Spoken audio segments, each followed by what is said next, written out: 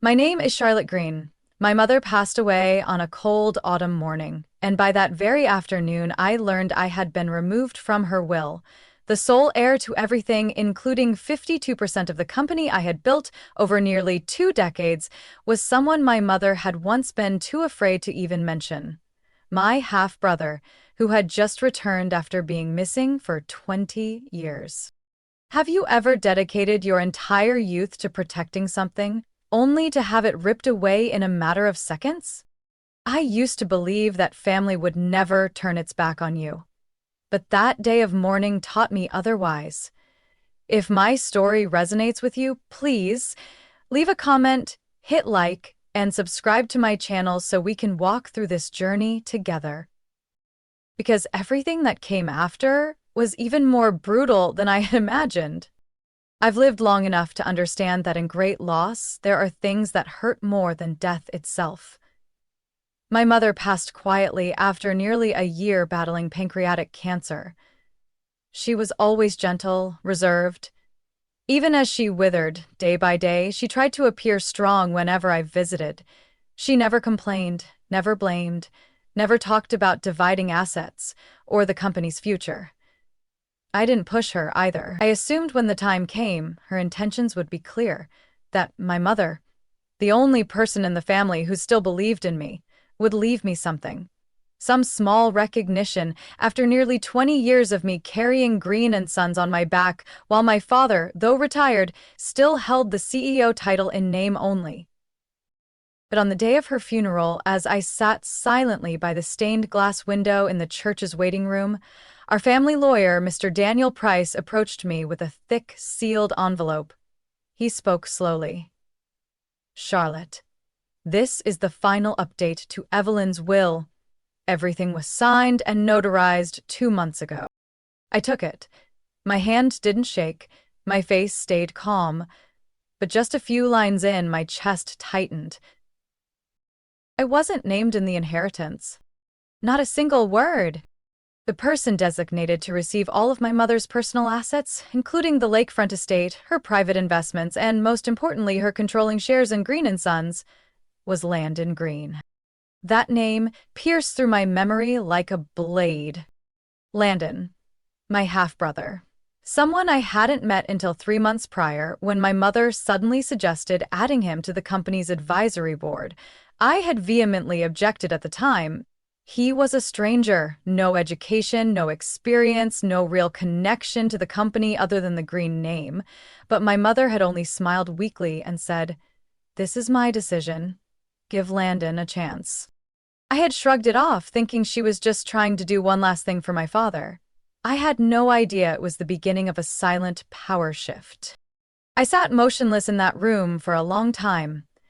People came to offer their condolences, shook my hand, said kind things, but the sounds around me faded. Everything blurred in my vision, except for one question that played on repeat in my head. Why did she do it? Was she forced? Or did she truly want this? That night, I didn't go straight home. I drove around Sterling Lake, where my mother used to sit and watch the sunset from the old wooden bench in the backyard. I parked the car there, stared at the still water, and called the one person I believed might still hold a shred of honesty in this entire story. My mother's private nurse, Deborah Hall. "Charlotte?" Her voice was surprised. It was almost 11 p.m. "I need to see you right now," I said, my tone firm. Not as her daughter. As someone who needs the truth. There was a pause, then Deborah sighed. "I'm still at Westmore Nursing Home, night shift. If you come, I'll meet you out back by the staff entrance." I got there in 15 minutes, though it should have taken 30. The yellow hallway lights flickered dimly behind the kitchen wing. Deborah stood waiting, her white lab coat over a sweater, hands tucked in her pockets. "What do you want to ask?" she said first. I handed her the will, steady. "This was signed 2 months ago. Were you there?" She looked up, straight into my eyes, no hesitation. "I was." "Was my mother lucid? Was she coerced?" Deborah paused. Then she answered, Evelyn wasn't fully clear-minded. Some days she was, some days she wasn't. On the day the papers were signed, Robert, your father, and Landon were both there. I I didn't interfere, but I remember clearly when the lawyer read the document aloud, she stared at me for a long time, like she wanted to say something, then closed her eyes and signed. My throat tightened. Are you sure? Was anyone else there? There was another lawyer. Not Daniel. Someone Robert brought in. Charlotte. I'm sorry. I couldn't stop it. I'm just a nurse. I didn't blame her. I nodded, tucked the will back into my coat pocket, and turned to leave. But just before I reached the car, I heard Deborah call out, "You should know." Once, in the middle of the night, Evelyn whispered to me, "I'm doing this to keep the peace in the family. But if she ever finds out, she'll never forgive me." I froze beside the car door. Part of me had hoped this was someone else's scheme, that my mother had been manipulated, forced into it. But now, I wasn't sure. It seemed she had chosen. Driving home, I tried to recall every moment she had looked at me, a little too quietly. Every time her hand lingered on mine as if there was something she wanted to say. And I, the daughter who was always strong, always rushing, always thinking there would be time to ask, to listen, to understand, had never once asked. I thought I knew my mother, but I was wrong. You don't look away, because a financial conspiracy within my own family is about to unravel. I returned home just before 1 a.m., my head spinning with everything Deborah had said. I couldn't sleep. I lay there all night, staring at the ceiling, feeling hollow, like I had just lost another loved one. But what haunted me most wasn't the will, or the way my mother looked at Deborah that day. It was Ethan. Ethan Carter. The man I once imagined building a life with. The one my mother adored. The man who used to hold my hand after tense meetings and say, "I'm proud of you." The one who defended me before the board when I proposed investing in green urban development. An idea that later brought the company a major contract with the city of Charleston. But when Landon's name appeared, Ethan changed too. I didn't notice it right away. He was still polite, still warm, still brought me coffee every morning. But something shifted. Our private conversations became rare. His once genuine gaze turned fleeting. He started leaving earlier, saying he had legal files to prepare for the company's advisory. I tried to convince myself it was just work stress, but tonight, one small detail clicked in my mind. 2 months ago, when my mother signed the new will, Ethan had suddenly switched his parking spot to the area reserved for strategic partners. And it was my father who signed off on that permit. The next morning, I arrived at the office earlier than usual. The 3-story Green and Sons building stood tucked beside a small pine forest, a design I had proposed 5 years ago to promote an environmentally friendly atmosphere. I used to feel proud every time I walked into that space. Now it felt like everything around me was staring with unfamiliar eyes. Instead of heading straight to my office, I turned toward the legal department. Through the frosted glass door, I could make out the silhouette of a tall man sitting with that unmistakably straight posture. I didn't knock. I simply pushed the door open. Ethan looked up, slightly surprised. "Charlotte, you're in early?" I sat down across from him without smiling. "What are you doing with Landon?" I asked, my tone calmer than what I was feeling inside. Ethan raised an eyebrow. "Landon's a board member, Charlotte. I'm just preparing the necessary paperwork for next week's meeting." "You're the company's attorney," I said slowly. "But my mother's final will wasn't drafted by Daniel Price. It was signed in front of another attorney, someone we can't identify. And I've been told you were there." A beat of silence passed. Ethan rested his arms on the desk and looked at me. "I didn't think you'd find out this quickly." So it was true. The room seemed to spin. "You were there that day," I whispered. He nodded slowly. I I didn't know it would go this far. Robert said your mother had agreed, that she wanted to leave everything to Landon to bring the family back together. I believed she was clear-minded when she signed it. Clear-minded? I let out a dry, bitter laugh. You lived with me for 3 years. You knew my mother. You knew her condition. And you think she was lucid enough to hand over everything to someone she couldn't even look in the eye? Ethan looked down. I know you'll never forgive me. It's not the legality, I said, gripping the edge of the table. It's that I let myself love someone who turned their back on me when I needed them the most. He stood, walked over, and placed a hand on the back of my chair. I didn't do it for the money. I thought that maybe, if everything reset, you'd have the chance to finally step out of your family's shadow and build something of your own. I looked him straight in the eyes. Who do you think you are, deciding what I need? I led this company through 3 financial crises. I negotiated every major contract for the last 10 years. Do I need someone to push me out of the very place I built from the ground up? Ethan said nothing, and in that moment I realized it wasn't that he didn't love me anymore. It was that he had never truly believed in me. And turned and walked out, leaving him standing there with a look that teetered between guilt and pride. As I passed through the long hallway toward the boardroom, I noticed a new nameplate mounted on the glass door. Landon Green, Chief Development Officer. Underneath that name, I saw my own reflection. A woman who had just lost her mother, her trust, her lover, and was about to lose her place in the company she once called home. I kept walking. I didn't look back. That morning, I came in carrying a thick folder in one hand and a heavy ache in my chest.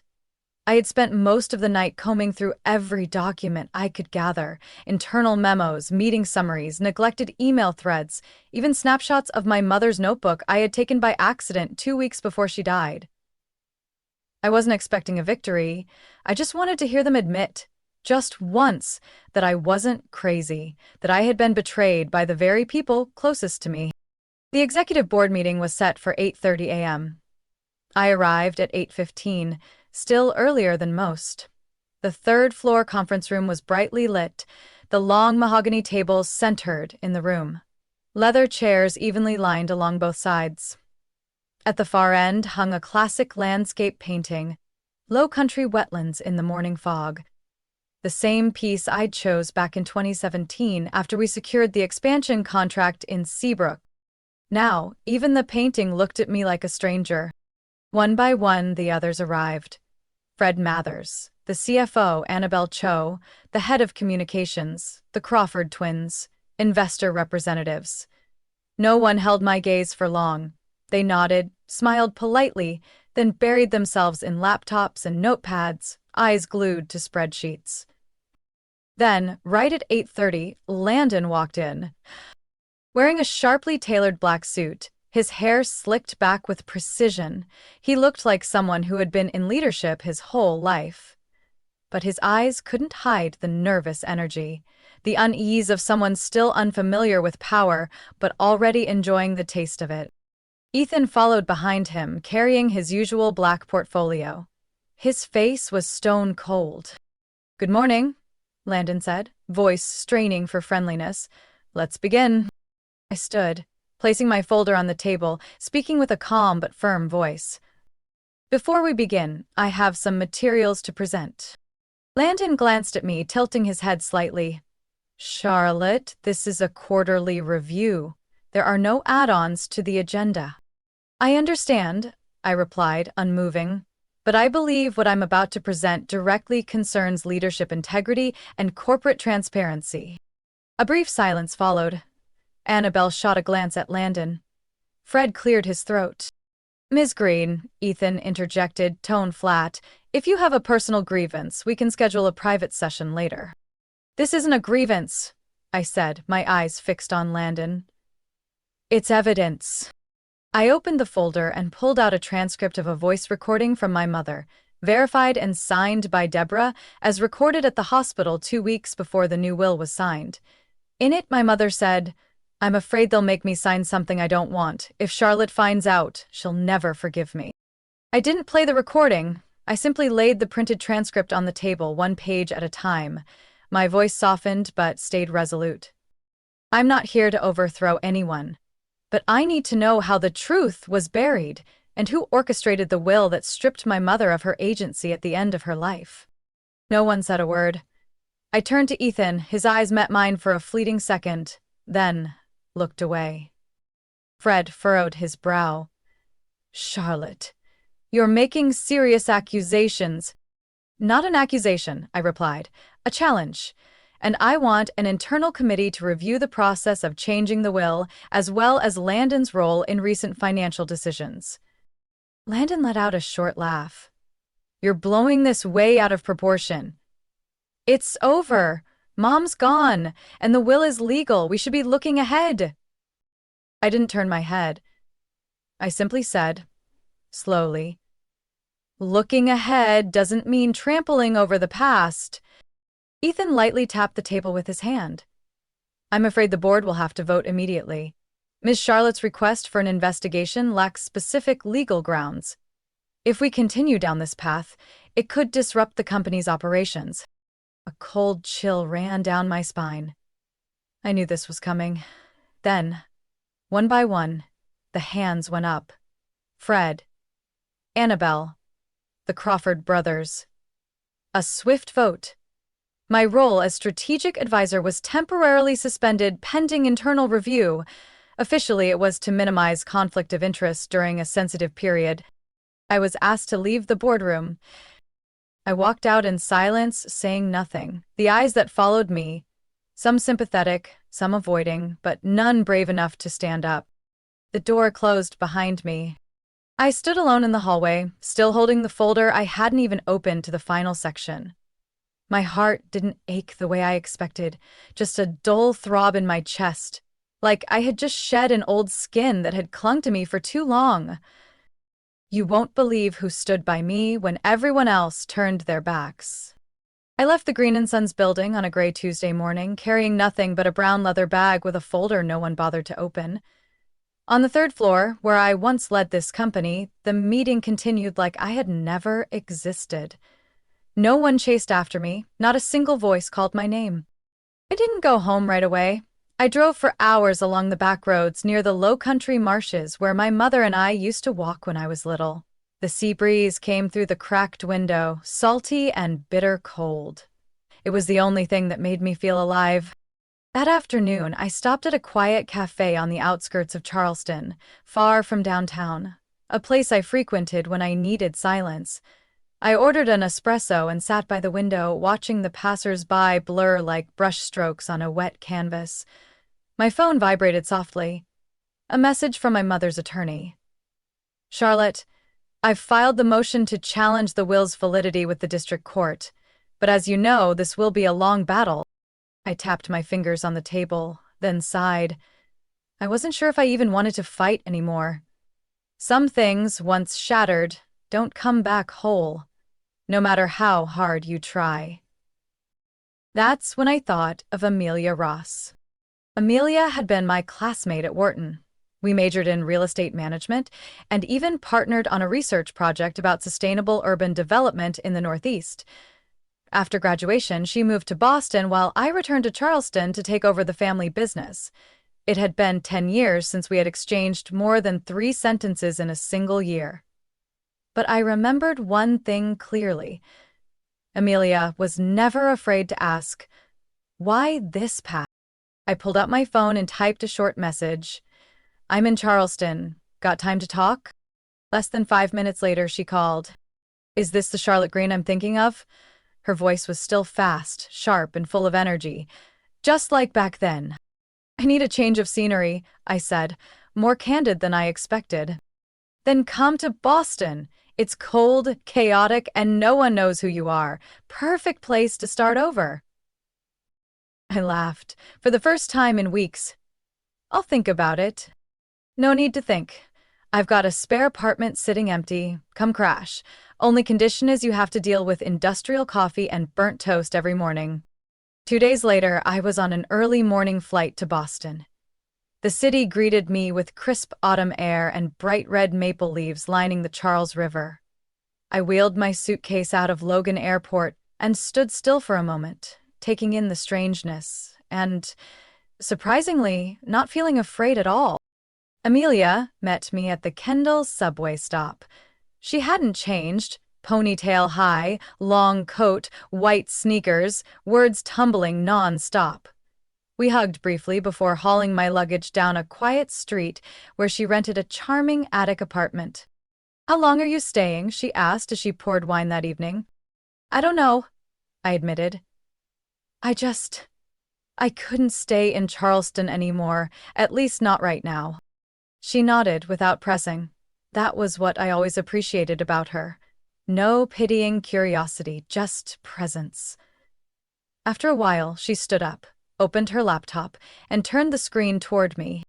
"I need a strategic advisor for a sustainable housing project in Framingham. We just got city funding last week. Want to give it a shot?" I looked at her. "You know I'm a mess." "Charlotte?" Amelia tilted her head. "No one's asking you to sign a contract. But if you want to rebuild, best do it where no one cares about your last name or your green legacy." On the screen was a site map, rough sketches of eco-zoned neighborhoods, renewable energy layouts, and shared resource communities. Everything I had once dreamed of creating in Charleston, but never got the chance to try. "I don't want my name on it," I said. "At least not yet." "Fine by me," Amelia smiled. "You'll be the ghost advisor. Just one condition. Morning coffee is mandatory, and please, don't Southern manage our team into burnout." I chuckled and nodded. That night, I lay on a small sofa under the sloped roof, listening to the rumble of the subway below and watching golden light flicker on the ceiling. I didn't feel like I was running anymore. I was pausing. To breathe.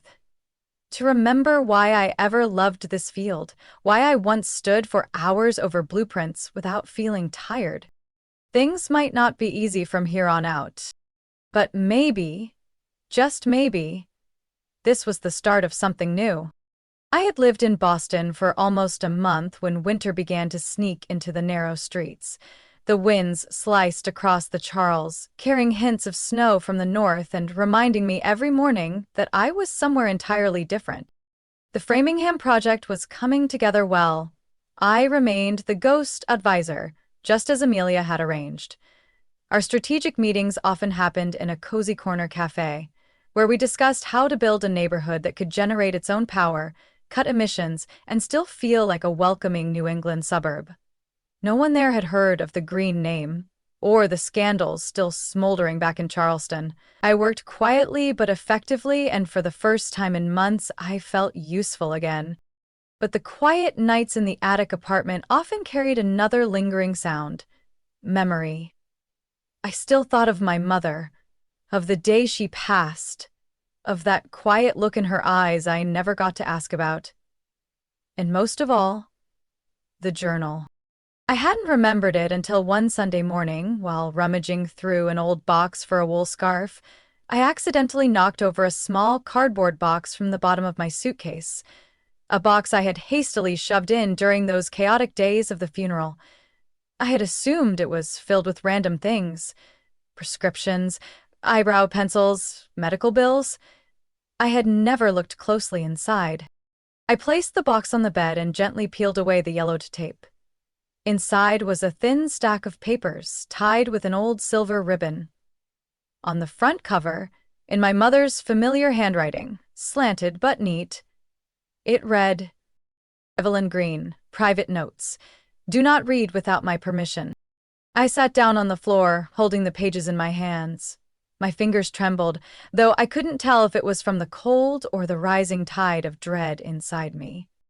The first few pages were scattered notes, treatment schedules, reflections after chemotherapy, brief lines reminding herself to stay strong, to stay calm, so as not to worry Charlotte.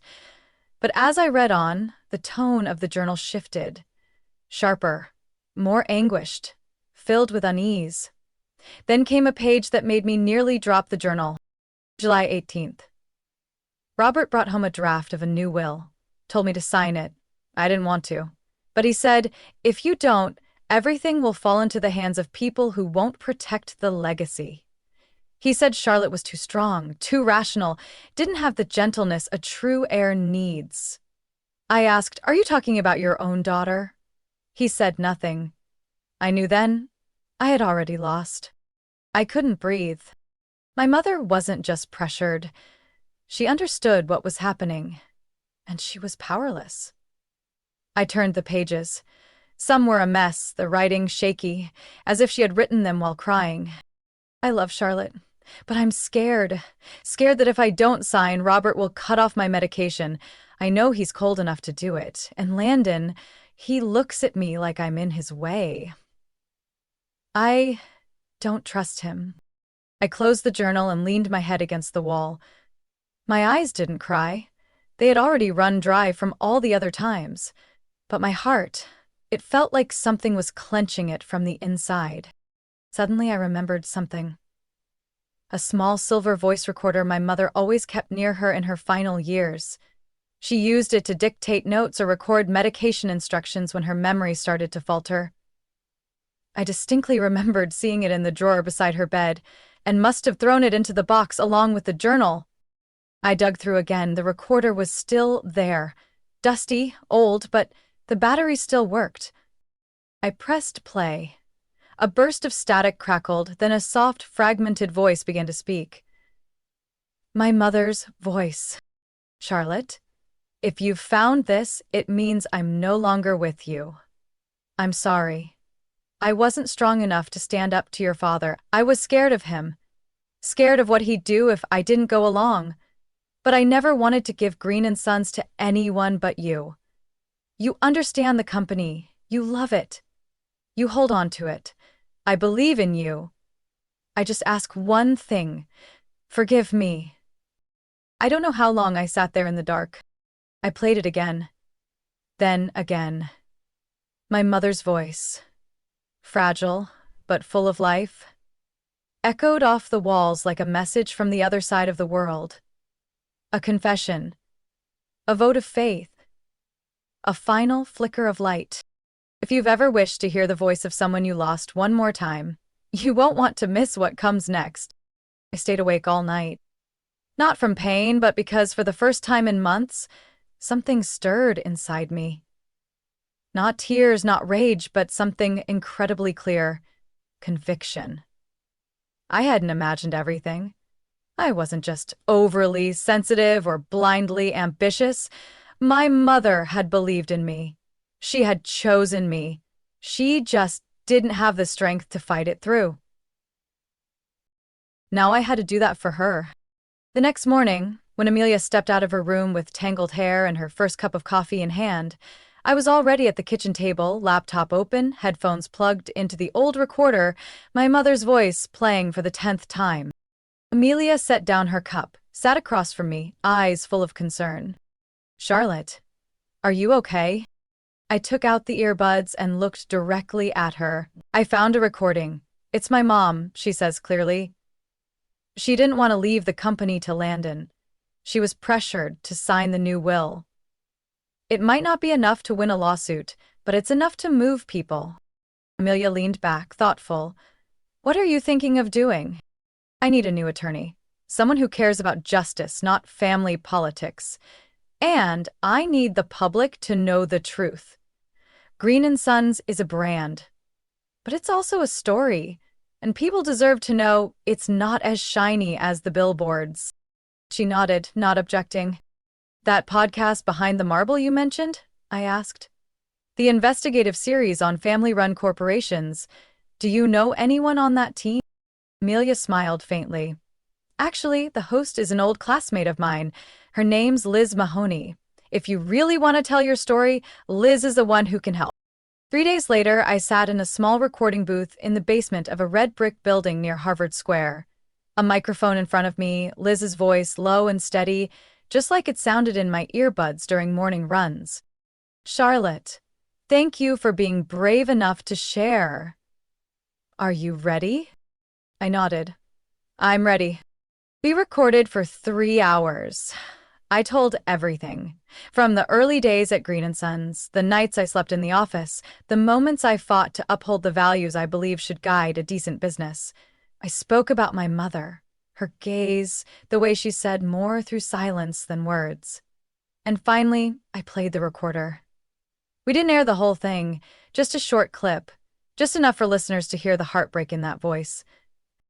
Liz didn't interrupt. She let me speak, and when the session ended, she simply said, "Your story will make a lot of people reconsider how they treat the women in their families, especially when power and money are involved." The podcast aired the following Tuesday in the Unnamed Legacies segment. Within just 4 hours, my episode climbed into the top 3 on the social podcast charts in the New England region. Messages flooded in. Friends, strangers, words of empathy, stories shared, even apologies from former colleagues who had stayed silent when I was pushed out of the company.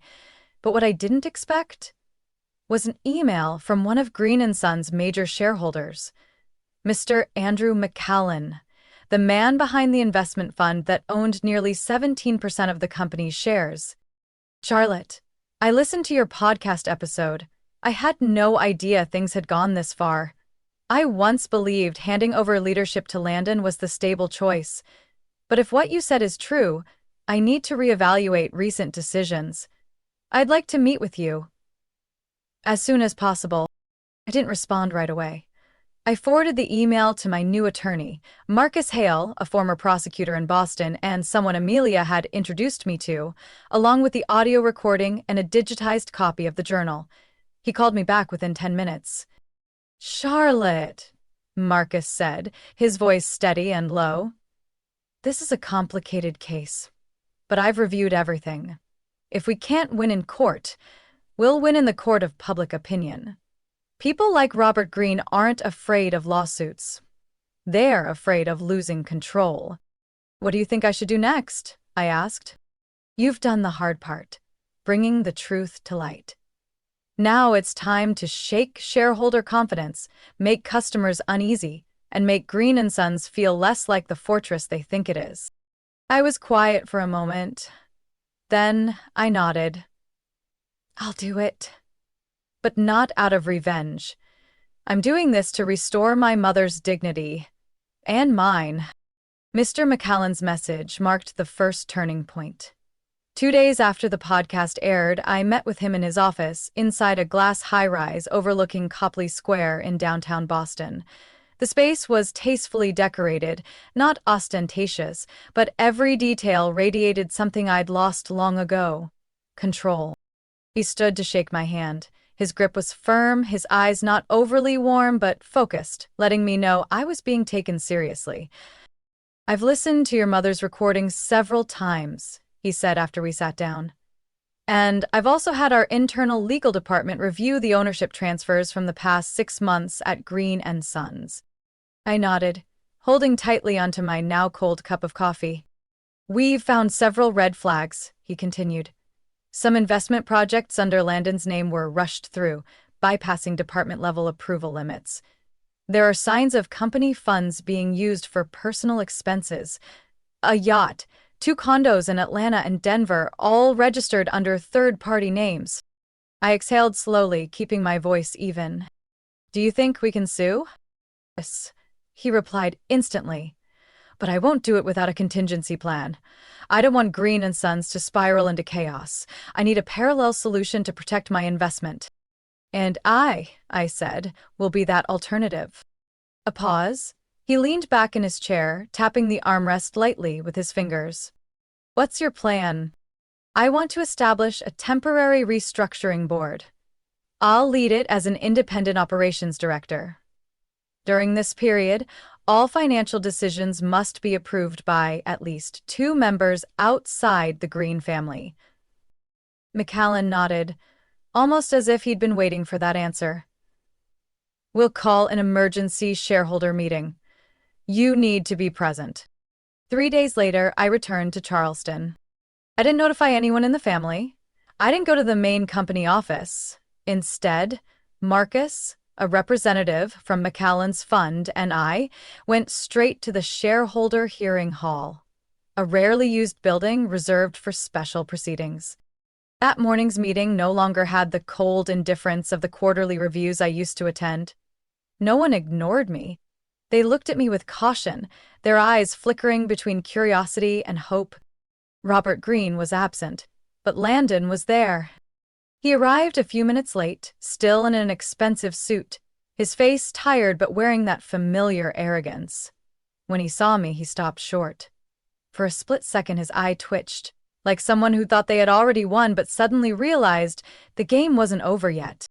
"You sure know how to make a dramatic comeback," Landon said flatly as he pulled out a chair. I didn't reply. I waited for the sharp tap of the gavel from the meeting's presiding officer. "Mr. Barrows, representing the minority shareholders. We convene this special hearing today to review the leadership structure of Green and Sons, per the request of the Macallan Fund, which holds 17% of shares." Marcus stood, calm and clear. "We have evidence that the current CEO, Mr. Landon Green, has breached his fiduciary duties, misused company assets, and deliberately concealed personal transactions through the internal accounting system." He paused, scanning the room. "And we also have verified documentation from Mrs. Evelyn Green indicating she was coerced into signing a revised will." The room thickened with tension. Landon leaned forward, protesting. "I did not use company money for personal use. I have full discretion on project investments, like any CEO." "And does every CEO register a yacht named the Green Legacy under a shell company in the Bahamas with their personal assistant listed as the owner?" Marcus countered coldly. Landon froze. Copies of the records were distributed. Shareholders stirred. Some began exchanging uneasy looks. Then came the most unexpected moment, when the back doors to the room opened. A salt-and-pepper-haired man walked in, wearing a gray shirt with no tie. Harvey Winston, the former chief accountant, who had worked with me for 12 years and was relocated just a week after I was pushed out. I had never contacted him. I didn't know he was coming. "Apologies for being late," Harvey said, then turned to the board. "I have documents to present." In his hand was a USB drive. He plugged it into the projector. On the screen appeared a series of internal financial reports, payment records, and email exchanges between Landon and a foreign finance firm. "I kept backup copies of these files when I was still head of accounting.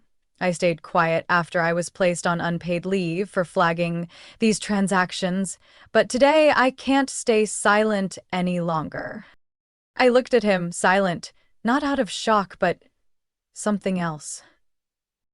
The feeling of standing with the truth and not being alone anymore. Landon collapsed into his chair. He had no more fight left in him. His jaw tightened, his face drained of color, and his hands clenched together. And then Ethan walked in. No one had told me he'd be there. He was wearing a gray suit, black tie, his eyes heavy with something I couldn't quite name. As he passed me, he gave a faint nod. There was no confidence left. No role as legal counsel. Just a man standing in the ruins of something he helped destroy. "You won't believe who ended up begging me for forgiveness." The meeting lasted more than 5 hours. No one cared about the original agenda anymore or the now cold coffee cups on the table.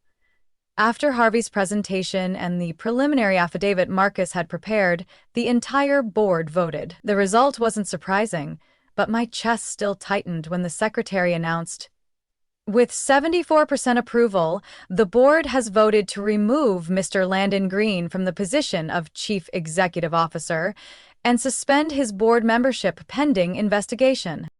I didn't look at Landon in that moment, not out of contempt, but because I couldn't bear to see the defeated eyes of someone who once shared my blood. Someone who used to call my mother Mom Evelyn, even if only a handful of times. Ethan was ordered to withdraw from all legal roles related to the company immediately. But he didn't wait to hear the full decision. When I stepped out into the hallway for air, I found him already there, leaning against the wall like he had no spine left to keep himself upright. "I'm not asking for forgiveness," he said, not looking at me. My voice was hoarse as I replied, "And I'm not waiting for an apology." He nodded and quietly walked away without looking back. A part of me felt relieved. The rest felt hollow. 2 weeks later, I got a call from Mr. McAleen. "We've restructured the board, and as promised, we'd like you to take on the interim leadership role for the next 3 months to evaluate the viability of a new governance model." I was sitting on the balcony of my Boston apartment when I answered that call, a cup of hot tea in hand, the last stretch of winter hanging in the air. I didn't answer right away. "You're still hesitant?" he asked. "It's not about ability," I said. "It's about how it feels. Green and Sons need someone like you right now." I exhaled slowly. I don't want to go back and work for a company that no longer feels like mine. "I understand," Mr. McAleen said. "So, we have a second proposal." I tilted my head slightly. "You can decline the leadership role but accept a compensation package equal to an 18% stake as acknowledgement for your contributions and what you endured." Or what?" I asked. "Or you can propose your own terms. We're willing to listen, if it creates lasting value." I stayed silent for a long while. A strong gust swept across the balcony, pulling a few dry leaves off the trees out front. That evening, I called Marcus. "I want to use the compensation," I told him, "not to reinvest in Green and Sons, but to start something new." "You want to cut ties completely with the old legacy?" he asked. "I want to build something out of what I believe in, not what I inherited." A month later, I returned to Charleston, this time not for a board meeting, but to sign the documents founding the Evelyn Green Foundation, a nonprofit dedicated to supporting young women in entrepreneurship across construction, architecture, and urban planning. I used the full compensation package from Green and Sons as seed funding, along with a matching grant from McAllen Ventures. The launch ceremony took place just as spring arrived. No fanfare, no major media presence, but I wore the long navy coat my mother used to love and pinned the little silver key brooch, the last birthday gift she ever gave me. As I stepped up to the podium, I noticed my father standing in the very last row, quietly. He didn't come forward, didn't try to interrupt, just stood there, with more silver in his hair and an expression I couldn't quite read, regret or sorrow. I didn't acknowledge him outwardly, but I knew he saw that I saw him. After my speech, I signed the documents officially transferring the foundation's first facility, a renovated building repurposed from an old manufacturing plant in an abandoned Charleston suburb, to a group of Black women entrepreneurs launching an energy-efficient, modular housing business. They hugged me as they signed the agreement, tears streaming freely down their cheeks with no attempt to hide them. That afternoon, as I walked out of the hall, sunlight spilled across the red brick row houses. I paused for a moment, touching the key-shaped pin on my coat. Someone called my name from behind. "Charlotte?" I turned around. It was Paula, the only cousin from my mother's side with whom I had a relationship that hovered somewhere between affection and distance. She walked up, took my hand without saying anything, then reached into her pocket and pulled out an envelope. "It's from Aunt Evelyn," she said. "She asked me to keep it while she was still lucid. She said, only give it to Charlotte if she truly walks away from Green and Sons." I opened the envelope. Inside was a short letter. "Dear, if one day you are reading this, I'm probably no longer by your side. I know you are strong enough to live without me. But I also know you need something that is truly yours. I believe you'll find it, not in the company, but in what you create from your own heart. If you can forgive me, let the past rest. And if you can't, then leave it behind as you move forward. I love you. You won't believe who ended up begging me for forgiveness." That summer in Charleston stretched on with a gentle warmth, not the muggy heat we usually got. Light afternoon showers were enough to keep the plants lush outside, the Evelyn Green Foundation headquarters. I often sat on the wooden bench out on the porch, watching young women busy over design plans for a new housing project in Greenville. One of them, her name was Marissa, used to live in a temporary shelter in North Carolina before earning a scholarship from the foundation. Now she was about to supervise her very first construction project.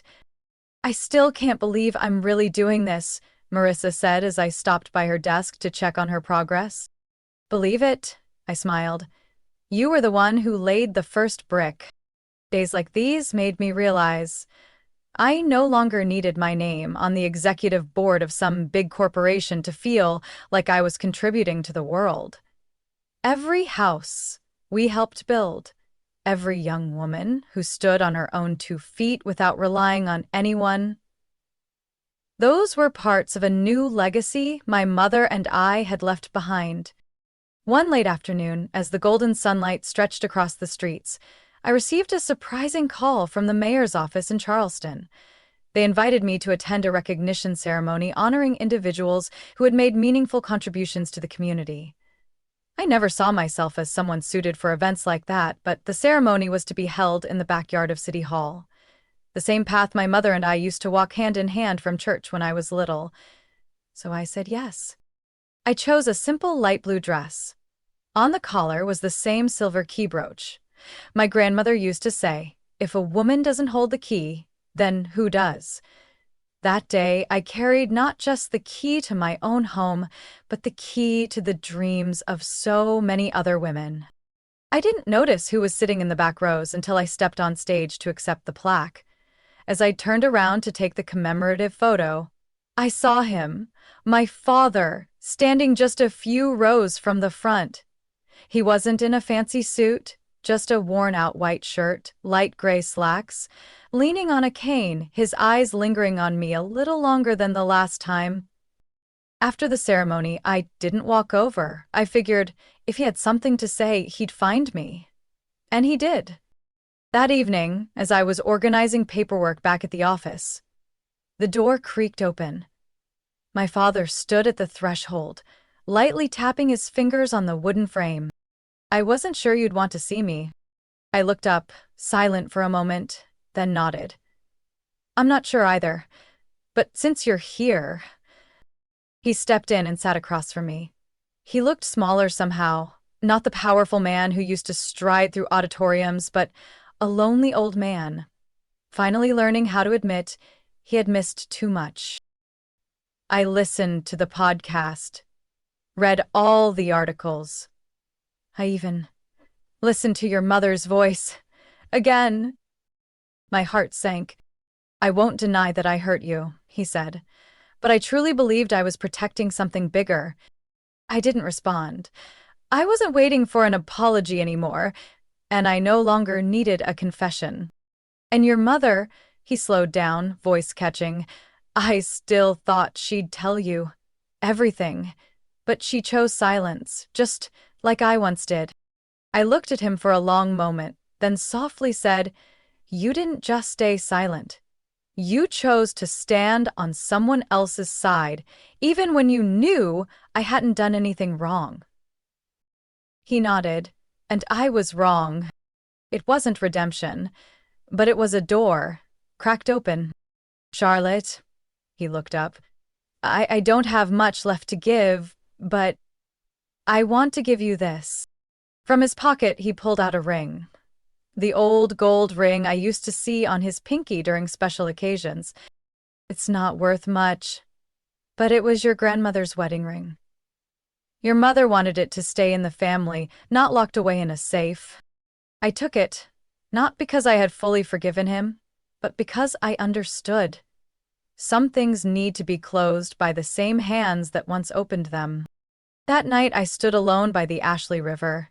The city lights shimmered in the rippling water. I touched the ring, the key brooch on my coat, and looked up. The night sky quiet, filled with stars. I thought of my mother, of the times she'd sit reading by a warm lamp, of her whispering voice whenever I was exhausted.